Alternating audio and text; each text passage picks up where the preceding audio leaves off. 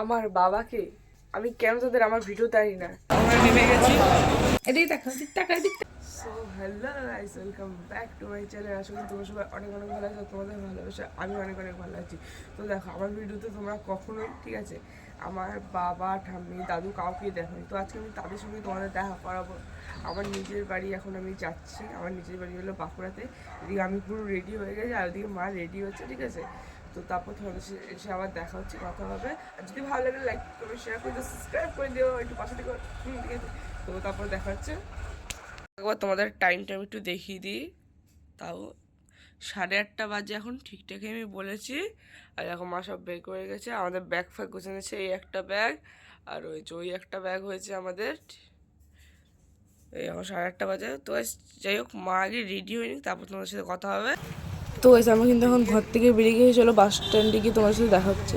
এই আমরা কিন্তু বাস স্ট্যান্ডে চলে এসেছি, এদিকে বাস ধরে নিয়েছি। দেখো মা আর আমি চলো স্টেশনে গিয়ে দেখা হচ্ছে।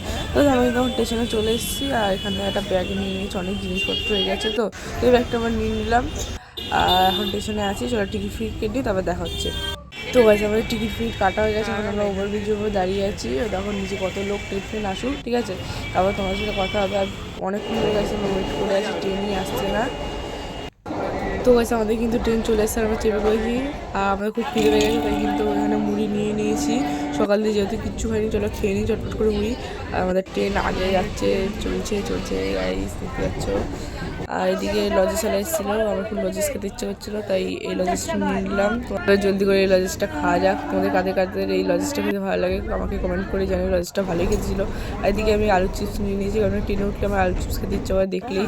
আর এদিকে নিয়েছি কমলা লেবু, আর একটু পরে আমরা নামবো। আর এদিকে আমি একটু ট্রেনের দরজার সামনে একটু ফাট মেরে নিচ্ছিলাম, একটু রিলস ফিস বানিয়ে নিচ্ছিলাম। তো একটু পরে আমরা এখন নামবো বর্ধমান স্টেশনে, বিধাননগর থেকে বর্ধমান।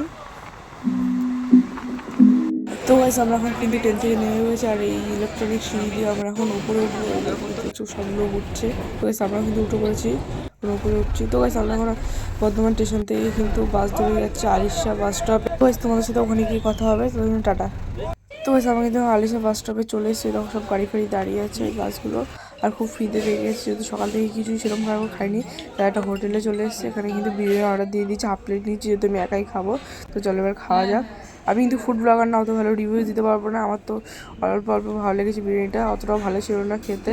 তো এখান থেকে আমরা এখন বাস ধরে নিলাম ঢাকুরিয়া যাওয়ার জন্য। তো এই বাসটা পুরো ফাঁকা ছিল ফার্স্টের দিকে, যদিও লাস্টে পুরো ভিড় হয়ে গেছিলো। এইদিকে এক জায়গায় অনেকক্ষণ ধরে বাস দাঁড়িয়ে ছিল, তাই একটা দোকান থেকে পাঁপড় নিয়ে নিয়েছিলাম আমরা, মশলাদার পাঁপড়। এই দেখো এখন দাঁড়িয়ে আছে বাসটা, এই যে যাই হোক পাঁপড় খেতে থাকি আমি। তো এখন আমরা সদর ব্রিজের উপর দিয়ে যাচ্ছি, দেখছি পৌষ পার্বণের মেলা হচ্ছে। এই যে এই সাইডটায় মেলা হচ্ছে, দেখতে পাচ্ছ সব লোক। আর এই সাইডটায় পুরো নদী, অল্প অল্প জল আছে। আর এই সাইডটা পুরো ফাঁকা, পুরো এদিকেও জল, কিন্তু অল্প আছে এখন জল। আর যখন বর্ষাকাল হয় তখন অনেক অনেক জল হয়ে যায়, কিন্তু সেরকম কিন্তু জল নেই। নিচে কিন্তু আবার জঙ্গলও আছে। দেখতে থাকো পুরো সিনটা, পুরো কত সুন্দর লাগছে। তো আমরা পুরো 3 ঘন্টা ধরে আমরা বাসে আছি, এখনও আমরা পৌঁছাইনি ঢগড়িতে। এত আস্তে আস্তে চালাচ্ছিল, মাথা দিকে ঘুমিয়েই পড়েছিল। আর আমার বাসে উঠে না বমি পাই। তো গাইস, এখন কিন্তু আমার বাড়িতে চলে এসে, আর আসার সময় আমি একটুও ভিডিও করতে পারিনি, তার জন্য অনেক অনেক ক্ষমা চাইছি তোমাদের কাছে, ঠিক আছে। তো চলো আমার বোনের সাথে তোমাদের দেখা করাই। এই দেখো, এটা হলো আমার বোন, ঠিক আছে।